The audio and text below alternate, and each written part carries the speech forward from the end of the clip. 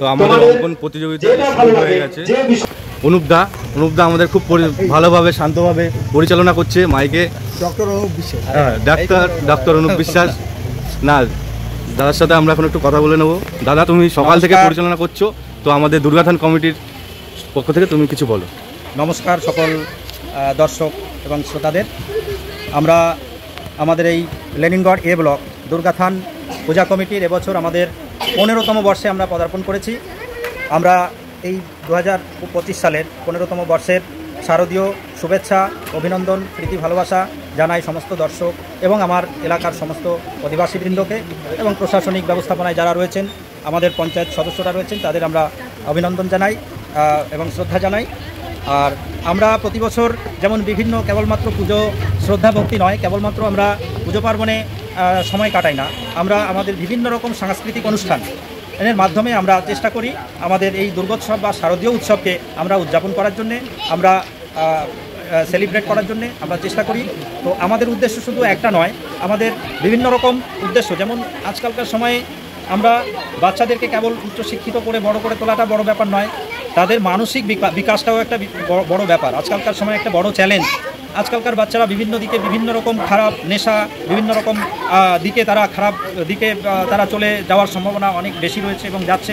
তো আমরা যাচ্ছি যে বাচ্চাদের চিন্তাভাবনাটা আমরা একটু আমাদের দেশীয় সংস্কৃতির দিকে আমরা মোড় নিয়ে তাদের এই বিভিন্ন দিকে খারাপ লাইনে যাওয়ার মেন্টালিটি থেকে আমরা যাতে দূরে রাখতে পারি, তার জন্য আমরা বিভিন্ন সাংস্কৃতিক অনুষ্ঠানগুলিকে আমরা এখানে অনুষ্ঠিত করাই বা আমরা অর্গানাইজ করাই।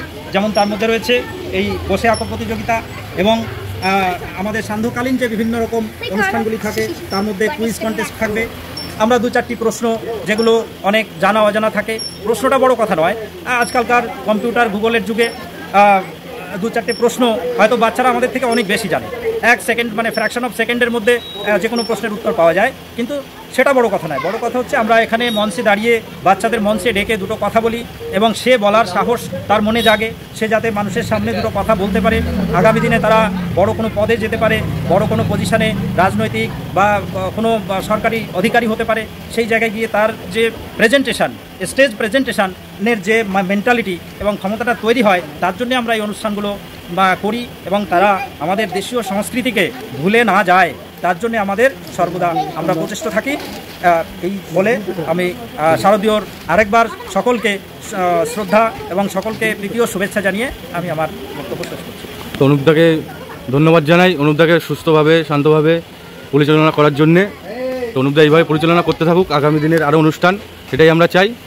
তো এখান থেকেই এই আমাদের প্রাইজগুলো আমরা এখন একটু দেখিয়ে দিচ্ছি। এই যে আমাদের যে অঙ্কন প্রতিযোগিতা হচ্ছে, তার মধ্যে যে প্রাইজগুলো রয়েছে, ফার্স্ট, সেকেন্ড, থার্ড, সেই প্রাইজগুলো এখানে রয়েছে। এখানে আমাদের বাচ্চাদের অভিভাবকও রয়েছে অনেক। তো আমাদের এখানে দুর্গাথানের কি কি অনুষ্ঠান সূচি আছে, সেটা আমরা এখন একটু এক ঝলক দেখিয়ে দিচ্ছি সবাইকে।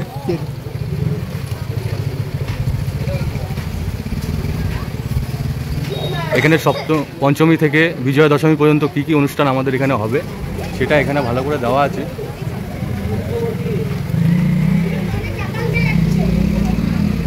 এটা আমরা এখন দেখালাম। আর এই যে আমাদের সকালবেলা এখানে আমাদের বেলগাছতলার পুজো হয়ে গেছে, এটা আমরা এখন আপনাদের দেখাচ্ছি।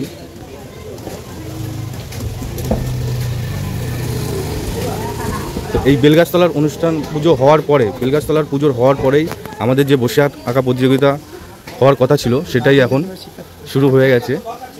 আর এখানে সব গার্জিয়ানরা বসে আছে। বিভাসদা, তুমি কিছু বলো। আমি কিছু বলবো না, গার্জিয়ানরা কিছু বলে। আর দেখো কার কিছু লাগবে, গার্জিয়ান কিছু বলো, যে